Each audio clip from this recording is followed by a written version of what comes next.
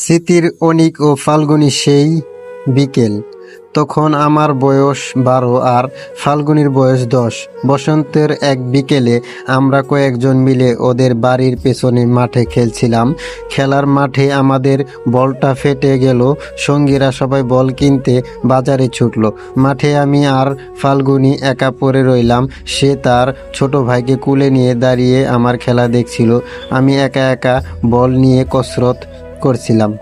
অসাবধানতাবশত বলটা সজোরে গিয়ে লাগলো ফাল্গুনীর বুকে। ব্যথা ও কেঁদে উঠল। কান্নার শব্দ শুনে ওর বাড়ি থেকে লোকজন এসে ওকে ভেতরে নিয়ে গেল। আমি অপরাধ বোধে কুঁকড়ে গিয়ে বাড়ি ফিরে এলাম, কিন্তু মনটা পড়ে রইল ফাল্গুনীর কাছে। ভয়ে আর লজ্জায় ওদের বাড়ি যাওয়ার সাহস হচ্ছিল না। অস্থির হয়ে পড়ে ওর ছোট ভাইকে জিজ্ঞেস করলাম, ফাল্গুনীর কি হয়েছে? ও যখন বলল আপার বুকে খুব ব্যথা, তখন নিজের ওপর রাগ আর খারাপ লাগা আরো বেড়ে গেল। আমার কারণে মেয়েটা খুব কষ্ট পাচ্ছে, ওই ভেবে সেদিন আর কিছুতেই শান্ত হতে পারলাম না। অবুঝ হৃদয়ে সেই ক্ষত। ফাল্গুনী যখন আমার অপেক্ষা ছিল না, কিবা হয়তো আমার মনের খবরটা তার জানা ছিল না। আমি তখন নিজের ভেতরে এক প্রচণ্ড নীল কষ্টে ভুগছিলাম। সেই দিনগুলোতে বাবা কৃষিকাজ করতেন। আমি বিকেলে বাবার সেই ধান খেতে যেতাম কাজের সাহায্য করতে। তাদের বাড়ির পেছন দিয়ে বয়ে চলা সরু রাস্তা ছিল আমার যাতায়াতের পথ।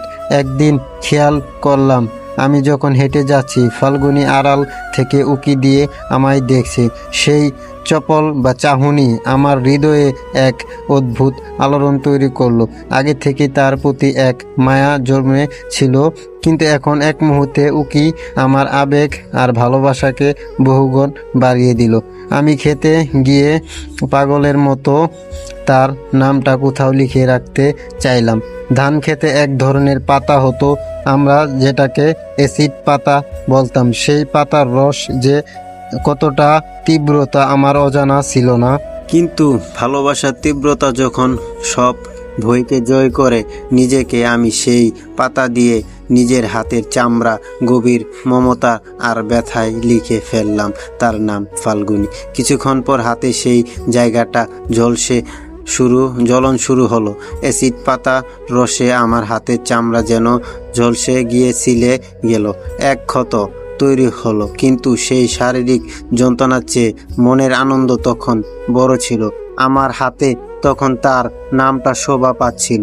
আমাদের বাড়ির পাশেই থাকতো তার দুই বান্ধবী, তানিয়া এবং তানিশা। তারা যখন